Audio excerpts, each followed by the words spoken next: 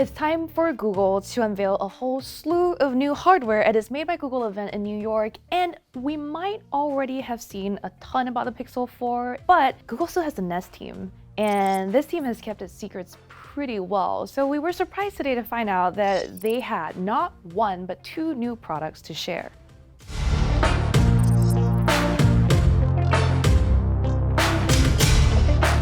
One of these is the new Nest Mini, which is an updated version of the original Home Mini small smart speaker. The other is Nest Wi-Fi, which is basically a new version of the original Google Wi-Fi. Let's start with the Nest Mini speaker. So basically, from the outside, this looks exactly like the Home Mini, except for if you flip it over to the bottom, you'll see a new wall mount. Most of the new changes aren't things that you can just see. A lot of the upgrades here are actually internal, and honestly, they make a big difference. For the same price as the original, which is like $49, the Nest Mini sounds a lot better. Google really focused on improving the audio quality here and just kind of revamped the whole internal setup with some hardware changes, but as well as a lot of focus on the software that's used to tune them here. Google told us that the team focused on three principles here. It was the sound has to be full, clean or clear, and natural. We didn't get to test a Home Mini and Nest Mini side by side, but from my experience here at our demo, the Nest Mini did really sound a lot better than even my Google Home. We played songs like Boys by Lizzo or Starboy by The Weeknd, and I could hear not only a very strong bass, but vocals and instruments in the higher range were clear as well.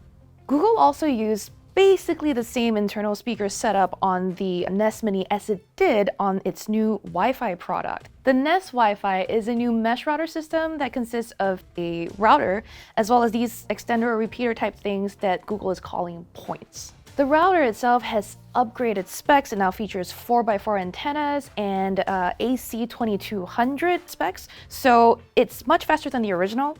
But the points have a special feature. Not only are they 2x2, which is similar to the original, but they have a speaker built into them, and they function basically like the Nest Minis. They have 3 mics on them as well, so you can talk to them and ask assistant questions. And on these points, you can ask the assistant Wi-Fi specific commands like, what's the network speed, or pause the connection on a specific device. You can also ask it to tell your Nest Hub or Nest Hub Max to display a QR code that will enable your guests to log into your Wi-Fi network without so much as typing a password in. The points also play music with the same full sound that we were talking about on the Nest Minis, except because there's more room in the body here, the sound that we heard was fuller and richer. The new Nest Wi-Fi routers also feature an updated look from the predecessor. It's got a more soft and round kind of design. And while the base router model will only be available in a white color, the points themselves are available in sand, snow, and mist color options, respectively. Those are pink, white, and a bluish color. You can already pre-order all of the devices announced today, and the Nest Wi-Fi is going to start at $269 for a 2-pack. That, according to Google, should cover most American homes, about 85%. If your coverage, you're looking at about 3,800 square feet, you'll be good with a 2-pack. Nest also showed us some upcoming features that will be rolling out to the new speakers, as well as the 2 Nest displays. Google says it's using ultrasound technology, and basically what it's doing is it's using sort of what I understand to be kind of like an echolocation type of method to detect whether someone is standing near or in front of a device. As you move further and further away, say about 4 or 5 feet away from the display, it will optimize the interface to show you bigger fonts and fewer touch-based controls because you're not going to be interacting with it anyway. Some other features using ultrasound that we saw on the Nest Hub here include your commute or seeing the weather in a bigger layout when you're far away versus when you're up close, and getting more information like hour-by-hour forecasts and suggested assistant requests.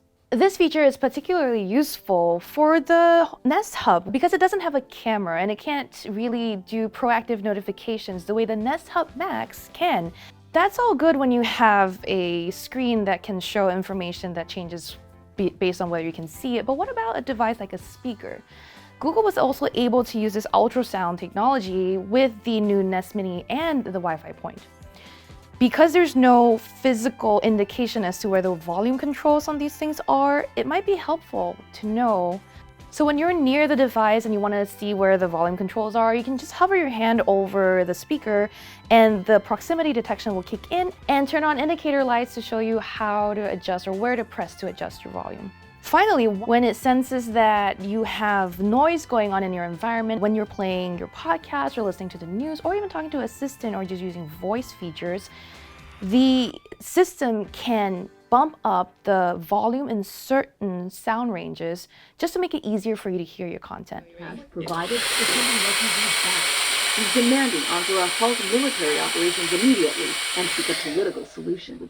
When these motors were running very close or even at an arm's length from the Nest Hub Max that we had here at the demo, I could hear the podcast adjusting the volume of a person's voice to the point where it became a little more tinny or nasal, but it was certainly easier to hear from a distance. This volume adjusting feature is going to be available on the two Nest displays, the Nest Mini as well as the Wi-Fi point. The Nest Mini will be available in stores on October 22nd, while the Nest Wi-Fi will be available in November. But before you head out to the stores to buy one for yourself, I would recommend that you stay tuned for our full reviews so that you know exactly how helpful they will be for you.